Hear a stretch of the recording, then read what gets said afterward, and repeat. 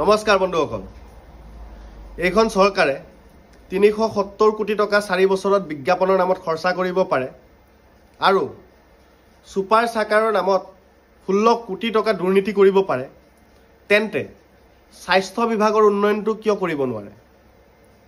মন্ত্ৰী অশোক সিংঘাল ডাঙৰীয়াক আঙুলিয়াই দিবলৈ চেষ্টা কৰিছোঁ। আপোনাৰ স্বাস্থ্য বিভাগটো এনেকুৱা এটা পয়া লগা অৱস্থা চলি আছে, আপোনাক অকণমান আঙুলিয়াই দিবলৈ যত্ন কৰিছোঁ।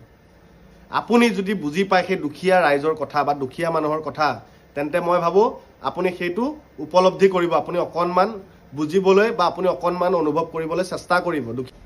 সেই আপুনি নাহৰকটীয়া, সেই দুলীয়াজান, সেই চাবুৱা, সেই কাকপথাৰ, এই ৰূপাই, এই মাকুম, মৰাণ, এই প্ৰত্যেকটো অঞ্চলৰ পৰা, সেই ভিতৰৰ শদিয়া গাঁৱৰ পৰা কিছুমান ৰোগী আহে। সেই ৰোগীসকলে ভাল চিকিৎসা পাবৰ কাৰণে ডিব্ৰুগড় মেডিকেলখনলৈ যায়। কিন্তু ডিব্ৰুগড় মেডিকেলখনত এনেকুৱা এটা অৱস্থা চলি আছে, মানে স্বাস্থ্যমন্ত্ৰী ডাঙৰীয়াক মই কৈ দিছোঁ, আপুনি ১৬ কোটি টকা কেলেংকাৰী কৰি থাকক ছুপাৰ চাকাৰৰ নামত, আৰু কৰক, কিন্তু স্বাস্থ্য বিভাগটো অলপ চাওক। গতিকে ট্ৰিটমেণ্টৰ কাৰণে যেতিয়া ডিব্ৰুগড় মেডিকেললৈ যায়, আপুনি এক্সৰে কওক, তেজ পৰীক্ষা কওক, প্ৰত্যেকটো বিভাগত পইচা নিদিলে একো ট্ৰিটমেণ্টে নহয়। সেই মানে সৰল সহজ সেই গাঁৱৰ মানুহ এজনে গম নাপায় যে ক'ত কি কৰিব লাগে, গতিকে পইচাটো দি দিয়ে। তাৰ কাৰণে সেই গাঁৱৰ মানুহজনক আপুনি দুখ দিব নোৱাৰে।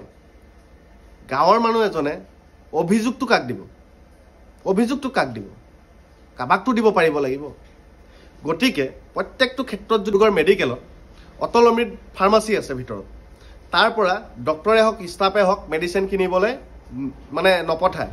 তাত কি কৰে, পেচেণ্টবিলাক যায়, সেই পেচেণ্টবিলাকক সেই বাহিৰৰ ফাৰ্মাচীবিলাকৰ নাম্বাৰ দি দিয়ে যে আপুনি এই নাম্বাৰটোত কণ্টেক্ট কৰক, এই নাম্বাৰৰ পৰা আপোনাক যিটো মেডিচিন ক'ব সেই মেডিচিনটো আপোনাক আনি দি থৈ যাব, আপুনি যাব নালাগে। কিন্তু সেই মেডিচিনটো আনি দি দিব, পইচাটো লৈ ল'ব, আৰু দিনটো যিমান মেডিচিন সেই ফাৰ্মাচীবিলাকৰ পৰা ল'লে সেই কমিশ্যনৰ ভাগ ক'ত ক'ত যায় আপুনি যদি পাৰে এবাৰ তদন্ত কৰিব। আপোনালোকৰ DC আছে, আপোনালোকৰ মতে SP আছে, আমি ক'লেতো নুশুনিবই, আমি ক'লেতো আৰু বেলেগেই। গতিকে আপোনালোকে তদন্ত দিব। প্ৰত্যেকটো এক্সৰে ক্ষেত্ৰত যদি পইচা দিব লাগে, আমুক ডক্টৰৰ সেইটো এক্সৰে বা সেইটো লেবৰেটৰী, এনেকুৱা ছিষ্টেম চলি আছে। আপুনি সেইবোৰ সৰু সৰু কথা আপুনি ধ্যান দিয়ক, কাৰণ চিকিৎসা বিভাগটো যদি এনেকুৱা এটা পয়া লগা অৱস্থা হয়, তেন্তে ইয়াতকৈ আৰু দুৰ্ভাগ্যজনক কথা একো নাই। সেই গাঁৱৰ সেই সৰল মানুহবোৰে বা সেই সহজ সৰল মানুহবিলাকে বুজি পায় যে ট্ৰিটমেণ্ট কৰিব কিয় মেডিকেলত আহিল, তাতকৈ ক'ৰবাত বেলেগ এখন মানে নাৰ্ছিং হোমত দেখালে চাগে ভাল হ'লহেঁতেন, তেনেকৈ অনুভৱ কৰি যায় সেই মেডিকেলত সোমোৱাৰ পিছত। আপুনি সেইবোৰ অনুভৱ নকৰিব। তেখেতসকলৰ হাতত কোটি কোটি টকা নাই, মানে ১৬০০ কোটি টকাৰ কেলেংকাৰী কৰি এপ'ল', নেম কেয়াৰ, ডাঙৰ ডাঙৰ হস্পিটেলত নিবৰ কাৰণে তেখেতসকলৰ ওচৰত পইচা নাই।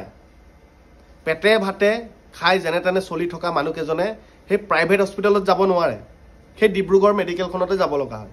কিন্তু চাওকচোন, ইমান ডাঙৰ অঞ্চল এটা আৱৰি ধৰিছে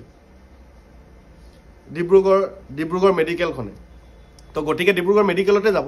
প্ৰত্যেকটো টেষ্টত যদি পইচা দিব লগা হয়, প্ৰত্যেকটো টেষ্টত বা প্ৰত্যেকটো মেডিচিনত যদি বেছি পইচা দি যদি কিনিব লগা হয়, সেইবোৰ বিভাগে এদিনো গম পোৱা নাইনে?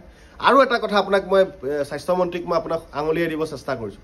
আৰু ডিব্ৰুগড় মেডিকেলখন খালি মিনিষ্টাৰ আৰু MLA নেকি?